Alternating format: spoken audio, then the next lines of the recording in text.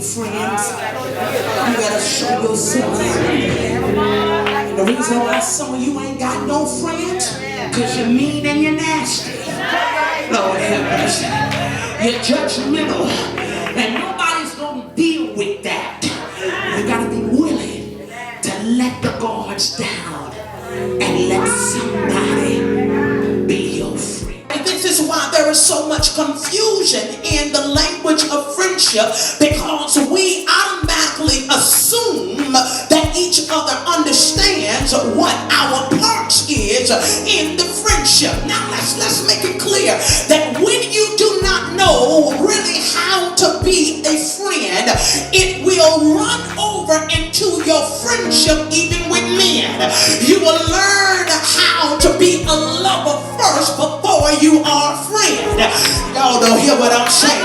And you'll automatically think that he should know what my expectations are. And because you were not a good friend to another woman, you don't even know how to be a good friend to a man. And because you are like that, you don't even know how to explain to the brother really what you want and what you desire. Automatically, you feel like he should read your mind. You should feel like he should already know what you want and already know what you need. Touch a neighbor and say, but he doesn't know. Friend, they understood that our friendship went beyond just things and went beyond just materialistic views. It went beyond whether you married a broke man or a rich man. It went beyond whether you lived in a big house or a little house. They had something in common with their friendship. All the friends that I had when I was in grammar school and elementary, I didn't have them when I went to high school.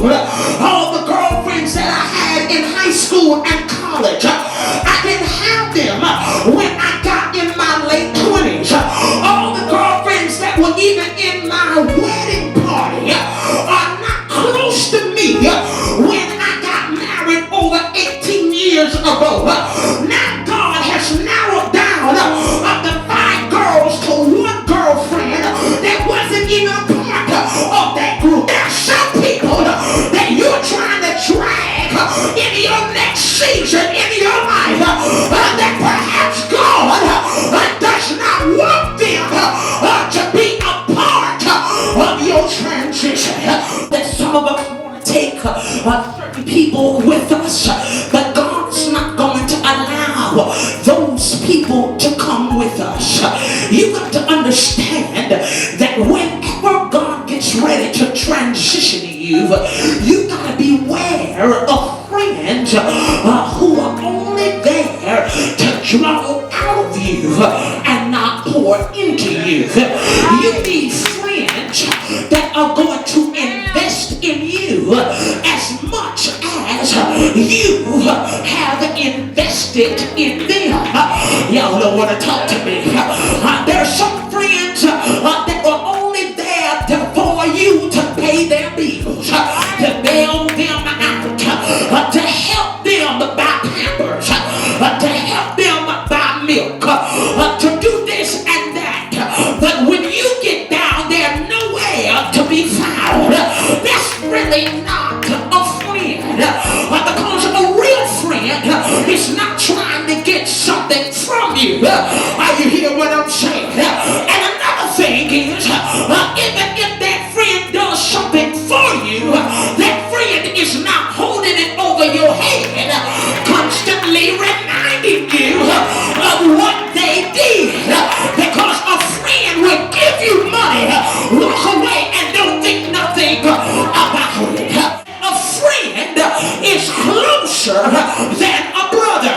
That means that they go beyond the status quo of what we learn and know as friendship. That they go into something called a bloodline. That means when you see her, it's like you seeing 2 sisters, because they are no longer just friends, but they have become sisters. And there is a bloodline that has been crossed. I don't know about some of y'all, but when we were little, we used to go and we would have friendships or best friends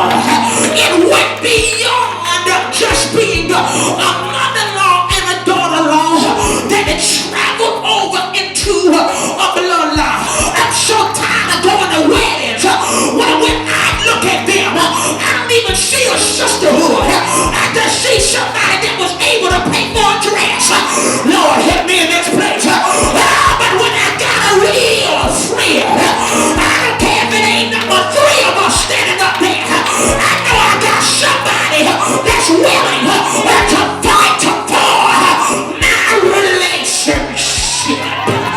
Yeah. Some of you have tried to figure out why is it that your house fell apart, and why is it that your relationships fell apart, why is it that your money is messed up. It's because you allowed Judas and Saul to get too close to you, and you did not discern who they was. Tell somebody and tell them, I gotta be careful in this season who gets close to me. Yeah, I gotta be careful who